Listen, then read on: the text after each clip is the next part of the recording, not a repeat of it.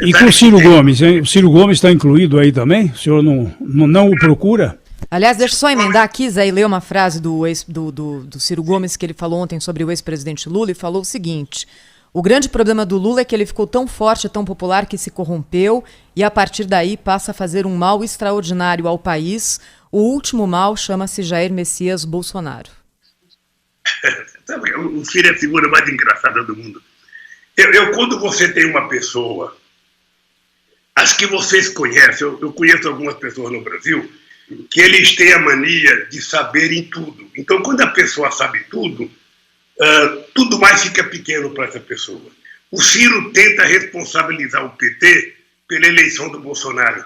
Ele esquece que as eleições em dois turnos foi uma grande conquista nossa, não foi fácil aprovar a eleição em dois turnos, para que a gente permitisse que todos os partidos disputassem as eleições no primeiro turno, apresentassem o seu programa e depois fosse para o segundo turno os dois mais fortes.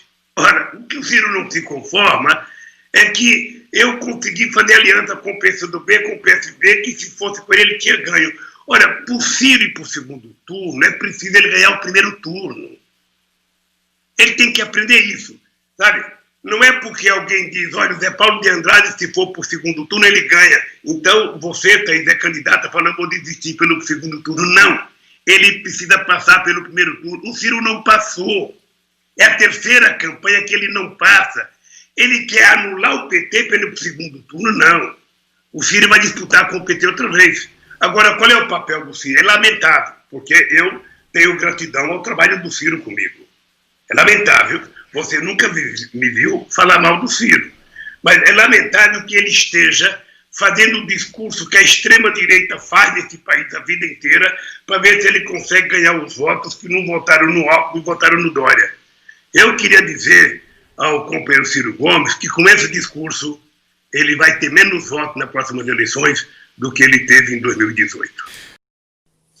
Ciro Gomes, hoje o Lula andou falando mal do senhor aí. Essa briga sua com o Lula e tal.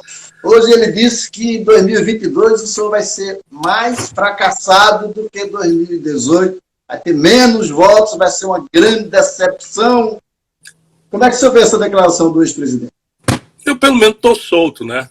Não tenho ameaça de prisão nenhuma. Mas eu não quero ficar nesse nível, não. O Lula não está nada bem, Magno. Você sabe, eu conheço o Lula há 35 anos e não é pela televisão, conheço ele de perto. E o Lula está tomado de ódio, frustração. Ele achava que o povo brasileiro devia ter descido em Curitiba, ter destruído a Polícia Federal e ter levado ele para o poder como Lula primeiro e único, não é? E isso deformou o Lula. Ele está falando muita bobagem, muita mentira, isolou-se completamente. E é isso, é sempre a expressão do rancor, né, da mágoa, do ódio e tal. Eu estou noutra, eu não estou nisso por projeto pessoal. Né? Se eu tivesse nisso por projeto pessoal, eu tinha aceitado participar da fraude que ele montou em 2018. Ele me convidou para ser o vice da candidatura mentirosa dele, que ele sabia, todos nós sabíamos que ele não poderia ser candidato, e eu nunca aceitei, porque eu acho que o povo brasileiro merece respeito. Agora, esse rancor que o senhor fala é dele próprio ou do partido dele também? Hoje o PT está muito dividido. É que nem as Forças Armadas. Eles para fora têm que dizer que estão unidos, que são uma força só, e depois a gente pode comentar isso, a comparação com as Forças Armadas, mas o PT projeta para fora uma unidade que dentro não existe mais. Né? A burocracia lulopetista que se corrompeu, né, excluiu até o próprio debate. E aí você fica numa coisa que basicamente é o seguinte, olhando para trás, não para punir ninguém, mas para a gente refletir sobre o Brasil de hoje e do futuro. Não é? Será que o povo brasileiro virou tudo fascista e gado, como eles chamam? Será que 70% do eleitorado de São Paulo, que deu tantas vitórias ao PT, de repente virou fascista? 70% do eleitorado do Rio de Janeiro, que deu tantas vitórias ao Lula, inclusive Sérgio Cabral, essas coisas, tudo apoiado pelo Lula, virou todo mundo fascista? A Dilma ganhou do Aécio em Minas Gerais, quando era uma desconhecida, só porque foi apontada pelo Lula, de repente 70% do povo de Minas Gerais virou fascista. O sul do Brasil todo, que deu grandes vitórias ao Lula, virou todo mundo fascista. Essa coisa, não sabe, descolou da realidade. E aí ficar chamando o nosso povo de fascista e de gado é uma coisa que não permite a gente se reconciliar. entender o que aconteceu. Essa é a grande tarefa que o Lula não deixa o PT fazer. E aí o que está acontecendo? Veja, por exemplo, o resultado das eleições de 2016. Já ali estava assinado. Eu e ele apoiamos, eu indiquei a vice, o PDT indicou a vice de São Paulo do Haddad. E o Haddad tirou 16% dos votos, Mário. 16% no cargo de reeleição. Ele perder a eleição é uma coisa democrática, não tem nada de... Mas ele foi um prefeito muito ruim, o Haddad, né? Pois esse é o homem que o Lula escolheu para ser o candidato a presidente da República, quando a força dominante na luta brasileira, todas as pesquisas mostravam, era o antipetismo. Por quê? Porque o Lula não está mais preocupado com o Brasil, ele está preocupado só com o microprojeto da turma dele dentro do PT.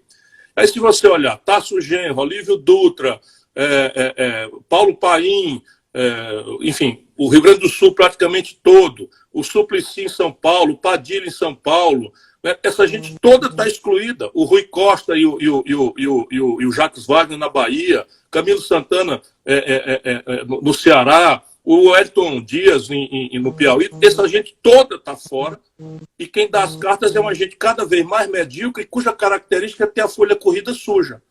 Porque parece que o Lula sente essa necessidade de travar o debate, e aí fica dizendo para o povo brasileiro coisas que não aderem à realidade. Né? O Palocci é o braço direito do Lula.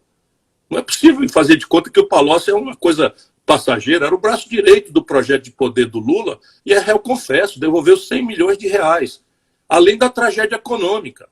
Não é razoável, não é, que o Brasil, depois de 14 anos de um governo que da boca para fora se afirma ser de esquerda, tenha terminado com a pior concentração de renda do mundo. 5 brasileiros, Mário, acumulam a fortuna de 100 milhões de nacionais. O pior sistema tributário do mundo, não se tentou mudar uma vírgula, que é um sistema que só cobra imposto da classe média e do povo trabalhador e que deixa os ricos sem pagar imposto. O imposto de renda líquido da classe rica brasileira é de 6%. Se você pegar os abatimentos, as isenções, etc., e dividir, dá 6%, quando nos Estados Unidos a alíquota progressiva, ou na Europa, é de 40% para os ricos.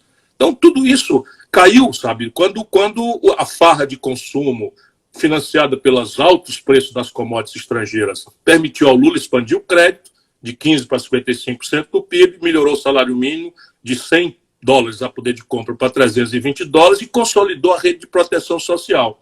Isso expandiu o consumo de 40 milhões de pessoas. Isso é uma obra do Lula que a gente tem que reconhecer, e nenhum petista é mais sério do que eu em levantar os números.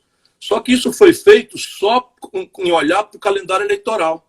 O resultado prático, como faltava projeto, quando esses preços das commodities, dos produtos tradicionais, minério de ferro, petróleo bruto, soja, milho, caíram, despencaram ali, não é, por 2014, antecipando a crise que explodiu no colo da Dilma, aquele crédito que virou de 15% para 55% virou 70 milhões de brasileiros humilhados com o nome no SPC. Só para você ter uma ideia, 5 milhões de garotos brasileiros estão endividados no SPC pelo FIES. Então todo mundo adorou o FIES, né? As pessoas não perceberam que o Lula estava emprestando dinheiro para as pessoas construírem o maior conglomerado de educação privada do mundo. Ok, foi bom, perdemos o emprego, perdemos a renda, a garotada brasileira no começo da vida, humilhado no SPC, se sentiu enganado. A economia brasileira caiu 3,2% em 2015 e 3,5% em 2016. Agora o Bolsonaro vai bater o recorde, mas essa queda é a pior desastre econômico da história. Então, se você juntar um desastre econômico, a sensação de enganação eleitoral, né? Porque no dia seguinte da eleição, o dólar explode, igualzinho lá atrás no Fernando Henrique. Né? O desemprego explode, o desemprego quando a Dilma tomou posse era 4%, quando ela caiu era 14%. Percebe? Então as pessoas não são idiotas. E o Lula pensa que ainda está naquele tempo, né, do São Lula, que podia dizer e acontecer. Aí fala que houve um golpe no país. Tudo bem, o Ceará deu 2/3 dos votos porque não havia causa jurídica para o impedimento da Dilma, embora fizesse um governo desastroso. Portanto, eu estava ali, ajudando. Agora, no dia seguinte, se houve um golpe, quem praticou o golpe foi o Senado Federal. Agora estou falando da contradição política. O Senado Federal presidido pelo Renan Calheiros e pelo Eunício Oliveira, com quem o Lula estava um aninho depois agarrado, não é? Já na base das eleições de 2018. E aí zangou-se comigo porque eu não vou mais concordar com esse tipo de irresponsabilidade com o povo brasileiro. Porque isso não prejudica a mim, está ferrando com o nosso país. Mas eles dizem que eu sou uma pessoa muito difícil, temperamental, pavio curto. Como é que o senhor vê isso? No Brasil, você tem mania de bater no carteiro, de espancar o carteiro, para que as pessoas não leiam a carta.